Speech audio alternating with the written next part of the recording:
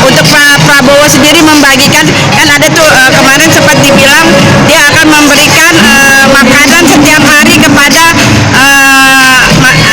paket kecil atau anak kecil ya, kalau nggak salah itu starting program itu. Karena kenapa program Pak Prabowo ini sangat untuk SDM, jadi mulai dari balita sudah diperhatikan. Lalu kenapa ini meningkatkan kualitas sumber daya manusia di Indonesia. Hubungannya dengan Mas Gibran, berjuang milenial ini kenapa? Pemuda-pemuda Indonesia ini bisa dan harus mampu untuk unjuk gigi menjadi pemimpin-pemimpin.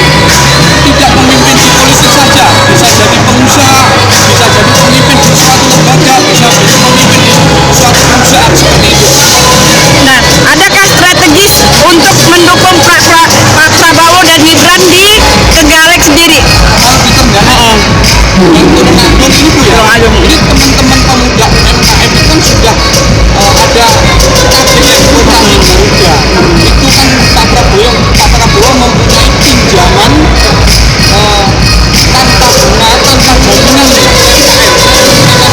itu sangat membantu masyarakat bagi Trenggalek dan Tulungagung, dan ini sudah berjalan, dan itu baru satu-satunya yang dilakukan programnya Pak Prabowo di Indonesia.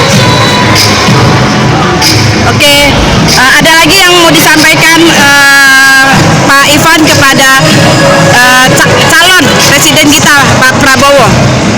Ya, Pak Prabowo ya, yang saya sampaikan untuk kedepannya, semoga saya mendukung Pak Prabowo dengan ikhlas, karena Pak Prabowo sendiri sudah mempunyai komitmen bahwa di akhir hayat